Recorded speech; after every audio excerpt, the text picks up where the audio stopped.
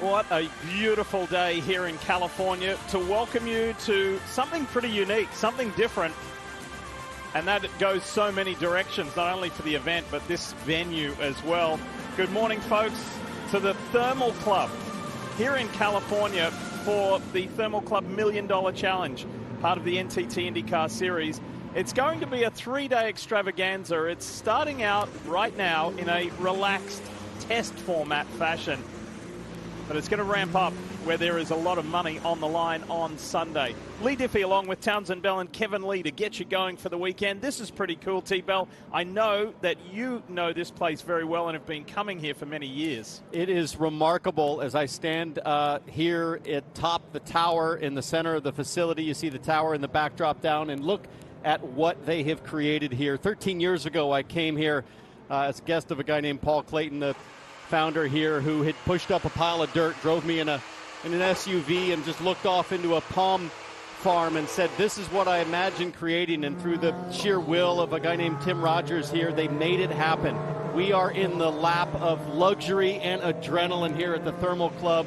This place is spectacular, and it is a private members club that has opened its doors very generously to IndyCar and said, come have at it, go after that $1 Million Challenge. It's going to be a lot of fun as you see the schedule over the next few days. And look, the thing is that, as you know, in any other form of motorsport, as the years have ticked by, testing is at a premium, testing is at a shortage, and so whenever you can get drivers and teams out on track to actually go for multiple sessions and multiple days. With that being said, there was some testing at Barber Motorsports Park earlier this week. They will leap at the opportunity. So that's what we have, multi-session testing. Today is all about test sessions. We're going to be with you here for 2 hours today, this morning, and 3 hours later this afternoon. So it's a good day, a good hit out. This is going to show one of the points of undulation on this quite lengthy track here at the Thermal Club. It's going to be fun. It's different. I mean, there has not been a non-points race kind of dash for cash, if you will, a money race since Surfers Paradise in my home state of Queensland, Australia, in 2008. And we talked about it earlier this week. There are no points to win and there are no points to lose. And I think the no points to lose component of this event is what makes it truly special, because you can go for it. You don't have to worry about how it might impact your championship. The only thing you have to worry about is yourself and your equipment. But with a lot of cash on the line, it's going to be fun to see what 27 IndyCar drivers can do. And if you're wondering what some of those buildings might be in the backdrop, that's the center of the Thermal Club, some of the fine facilities here, and then some of the other shots. Those are multi-million-dollar homes overlooking the racetrack. You see some under construction, some that have been finished. It is something we have never seen before at a racetrack anywhere in the world. So the first question is, where exactly are we? About 3 hours east of Los Angeles. This is the area where the Coachella concert takes place. And the Thermal Club is really something special. This is just one part of the circuit. There's actually a whole north circuit that goes up here as well. But this particular circuit we run with the IndyCars this weekend, 3 miles in length, 17 turns. We just talked to Kevin Lee, who was down here on the pit lane. I'll draw that for you here. Kevin was about where I'm drawing my X.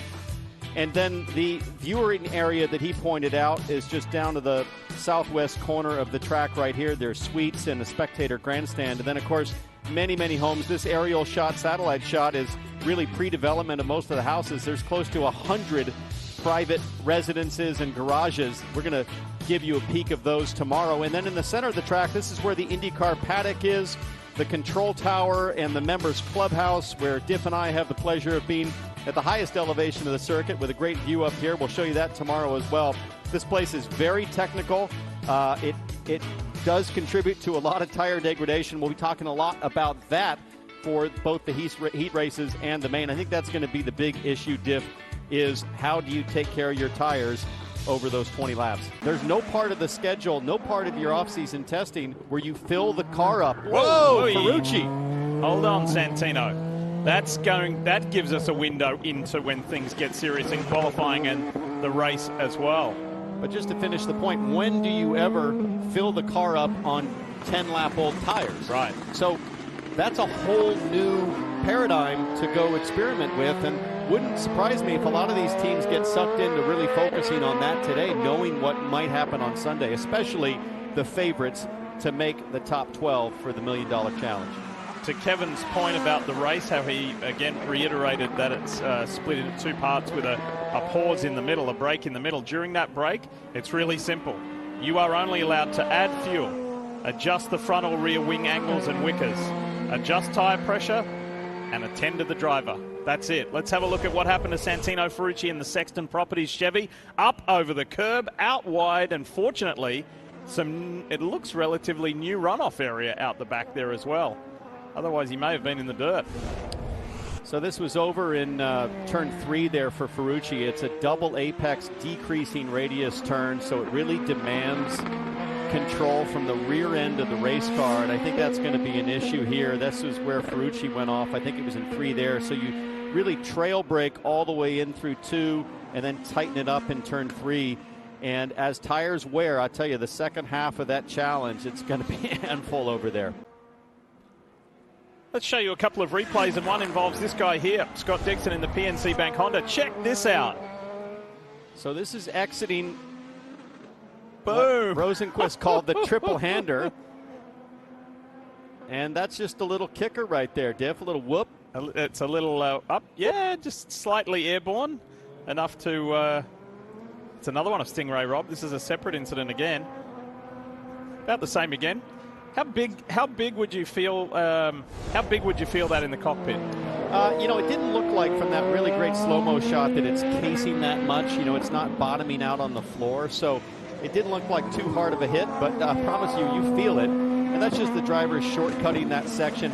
That's right here in turn 17, and you see that little snake. They're just shortcutting and straightening out that section. And it's the triple hander, so they're talking about a triple right-hander with 3 apexes through that section. It's a pretty cool section to finish the lap. And as Rosenquist said, this place is busy as Stingray Rob works through turn 9. This is Christian Lundgaard.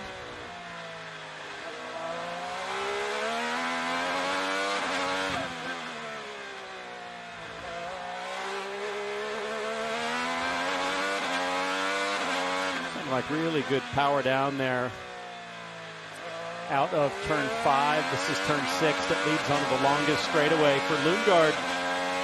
Last year in the test session, he was P2 overall with a 38.5. That was in February, so maybe a little cooler track temperatures back then. Not great power down right there. That was a big old snap. Look at the bump here as they transition from the red circuit to the blue circuit. Hits the front end pretty hard, and then this is just crazy fast. Look at Lundgaard getting some of that blue paint down low, 120 mile an hour minimum speed. Watch the speed through here. 165, 167 on the way in. I mean, 140 minimum speed. That's awesome. Nuts through a set of S's. That is awesome, and that comes back to what we were talking about earlier.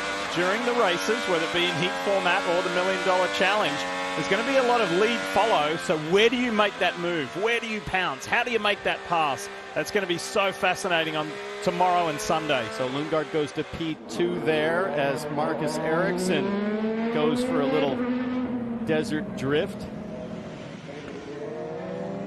Going back to your question, Diff, I think the answer is still pending on that based on what the tire wear does, because I think the pounce is going to come when the back of the IndyCar starts to fall apart for some of these drivers with tire wear. And that'll be the issue, waiting for your opportunity to make some moves. There's a lot of switchbacks here, so if somebody runs wide like Ericsson just did, if you can get a nose and get to that grippy line and keep them off on the dirty side of the racetrack, that's going to be something to look for. That's what happened to Marcus Ericsson in the Delaware Life Honda for Andretti Global, up on the curbs. This is in the same spot where Santino Ferrucci went off, except he went a little bit deeper. Just keeping it on the asphalt. Have a listen.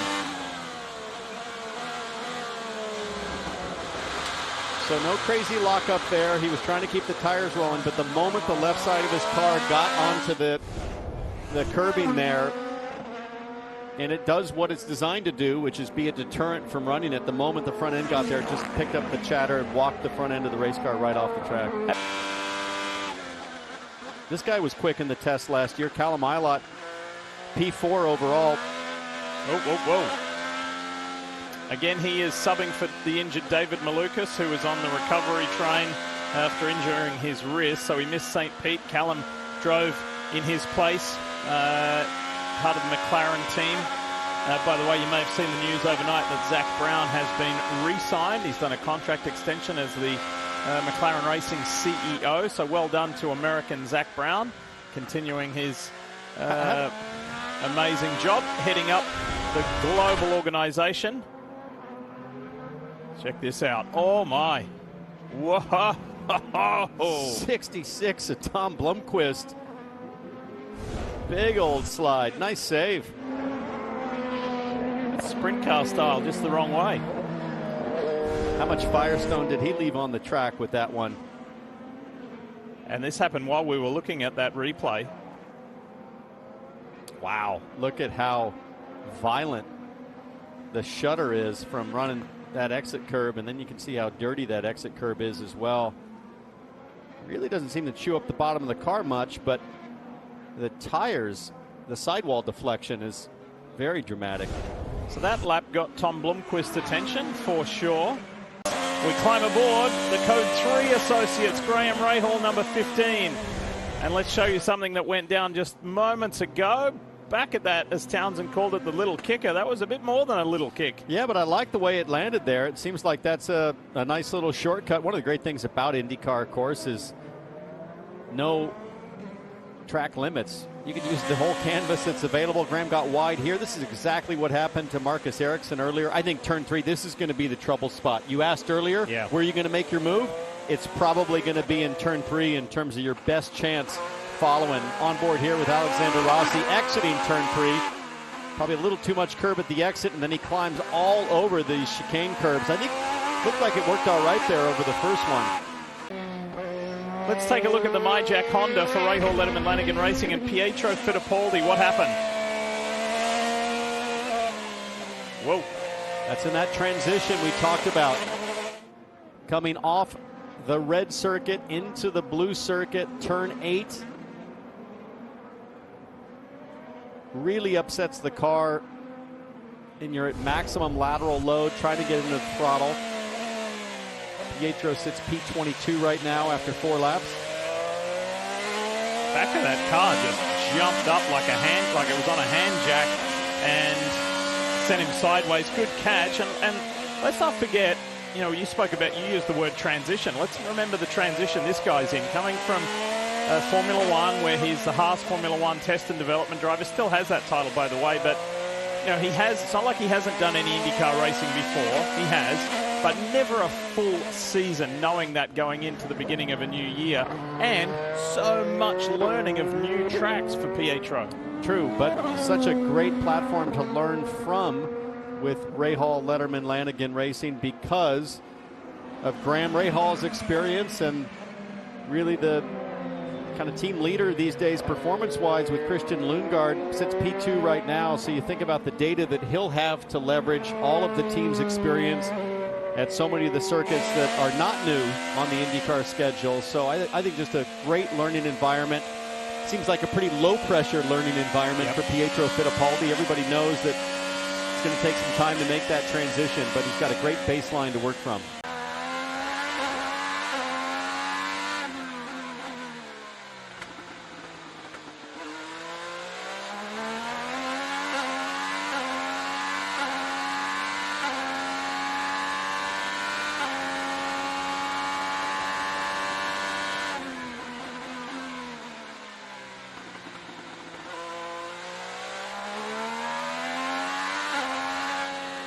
See how the Thirsty 3 rides over that bump. Oh my, you barely noticed it right there. A bump. Wow.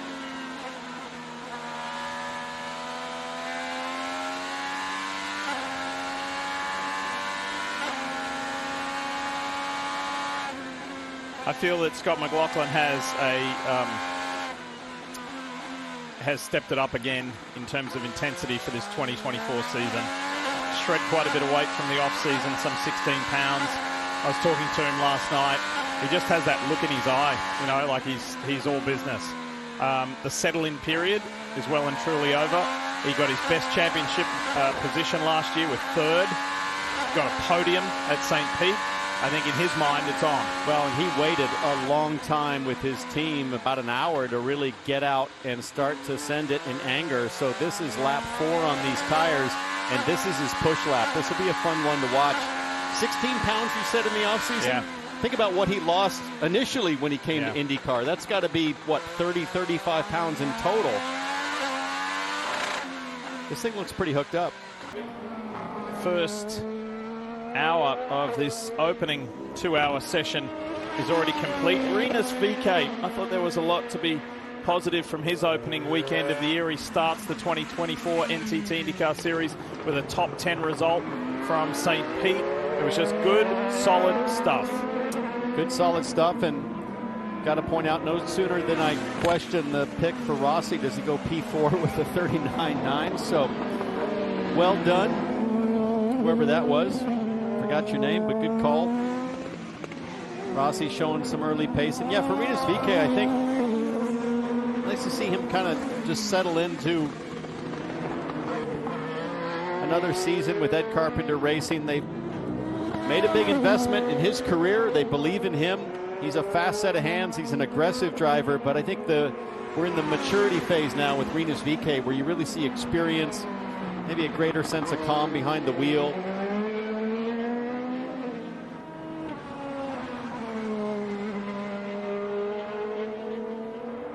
Man, that thing slides around a lot.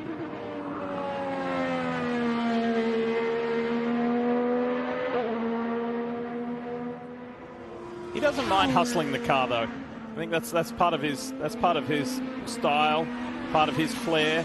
I don't think it's at the level of a Pato Award, but that is part of the DNA. Well, VeeKay, it's core DNA. In fact, that's his norm, is absolute hustle, ragged edge. A lot like this guy, like Pato Award. And I think for both Award and Rinus VeeKay, very similar driver mentality there. And I think their teams have had to pull them back a little bit and say, we don't just need the one fast lap. We don't have to drive it on the absolute ragged edge all the time. What we need is your help to improve the car. What are you feeling? What do you need to do a fast lap for 10 in a row, for a full 20 lap stint? How do we stay in front of the tire wear? So I think it's gone more from raw talent to the leadership qualities for both Award and VeeKay, and they are delivering. this is a lock-up for Award in the Arrow McLaren Chevy. That's at turn 4. He was able to get out of that fairly swiftly. No worries. 55 minutes left in this session.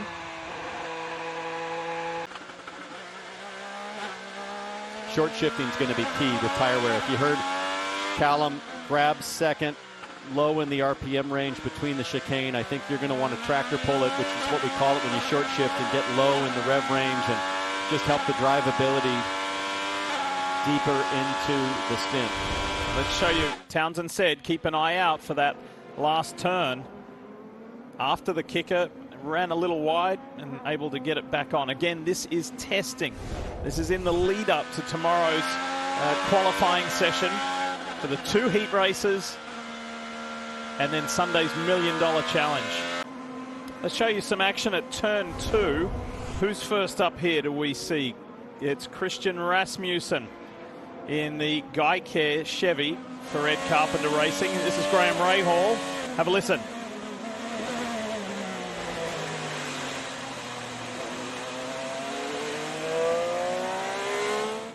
So that's that turn 3 brake zone. Same thing here for Rinus VeeKay. No big deal. You run wide, but big deal in the race or the heat races. Lose several spots in addition to getting all kinds of dirt and debris on your tires. All right, we can't ride on board enough at a new track. This is the Bon Jovi Radio Sirius XM Auto Nation Honda. From Meyershank Racing, Felix Rosenquist. Let's go for a ride.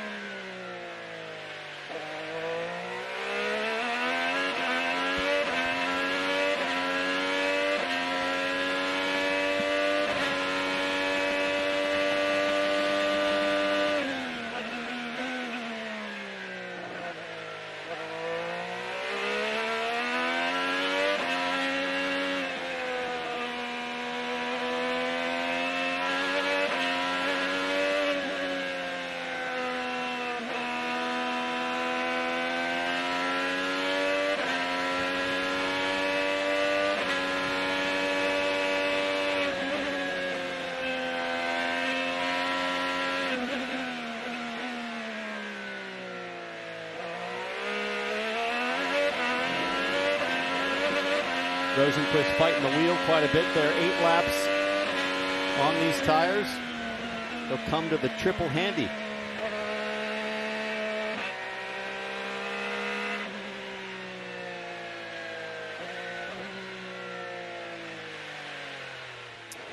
Not before he comes to pit lane.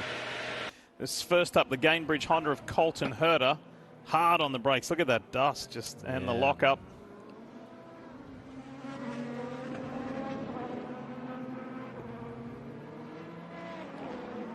Kiffin Simpson here. One of the rookies. Wow. Didn't expect the rears to lock up like that. A massive lockup on the left rear.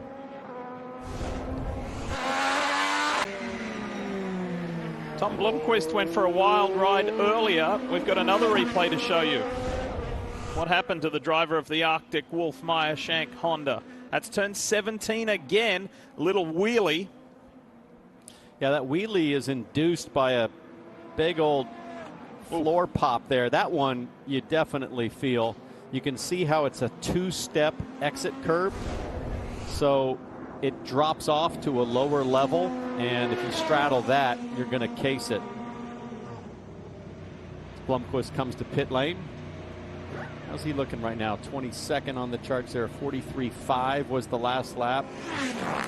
Was that 2 seconds diff? And then you add fuel, probably a 3-second delta by the end of the $1 Million Challenge on Sunday.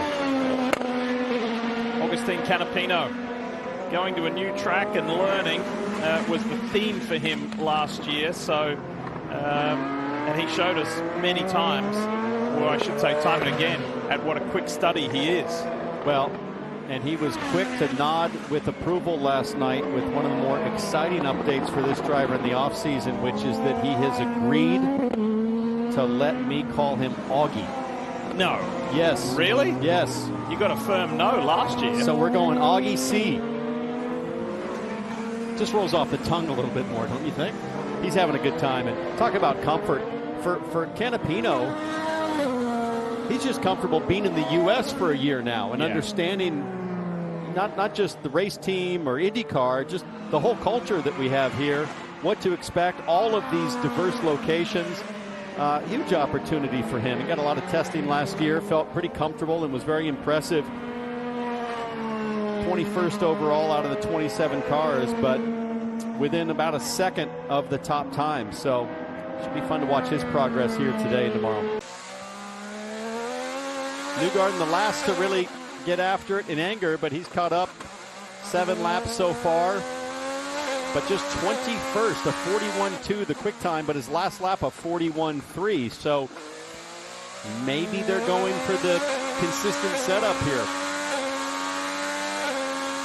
Take some of the sharpness, some of the edge out of the race car and work on good long race pace. Let's ride for a few corners, especially through this fast section.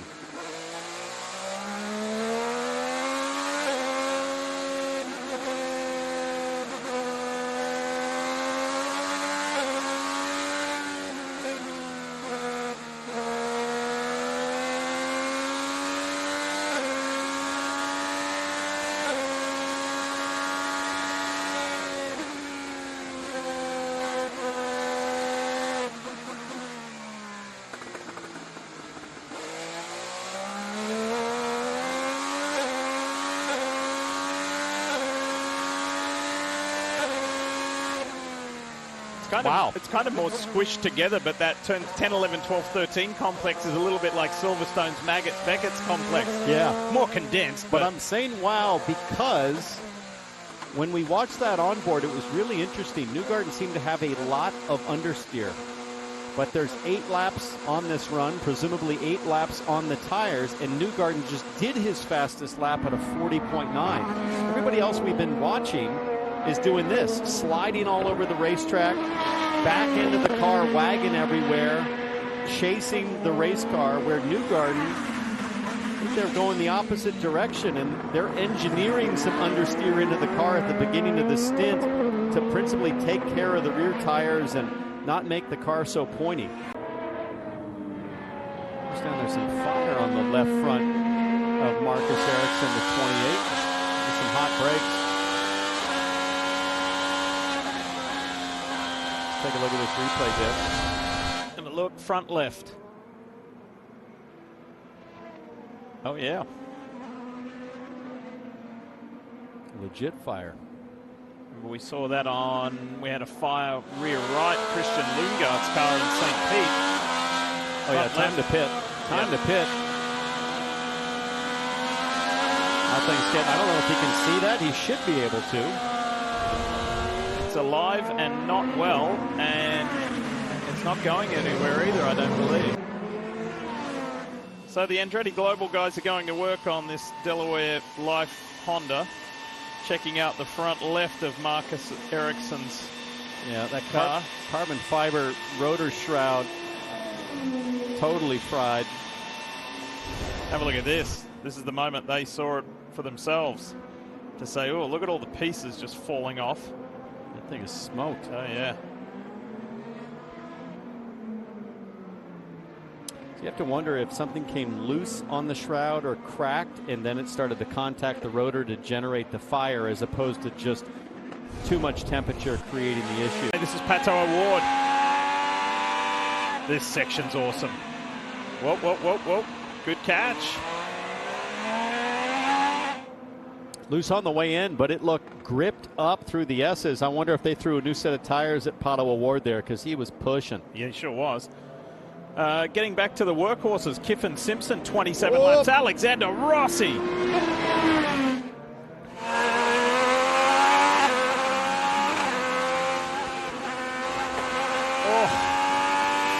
Man, that does not look comfortable through there. 18 laps in total, and you have to think that that's not new tires. That's Rossi hanging on at the end of the stint. That was commitment plus. This is over in turn 6, and no. Whoa. Oh. Leaving that chicane in turn 5 in the back end. I wonder if that was triggered by just too much of the big apex curbs that you see. Really, that's the biggest apex curbs you'll see here is in turns 4 and 5. Tail wagon. Massive snapback on Rinus VK. But who did what in this opening 2-hour session? Alex Palou of Chip Ganassi Racing at the top. Surgeon at the top, along with Christian Lundgaard. No surprise he was quick here in the test last year. Marcus Armstrong doing a fantastic job. And Alexander Rossi, the best of the McLaren drivers, there in 4th with his teammate Pato Award just behind. Let your eyes walk through that graphic to see who was where.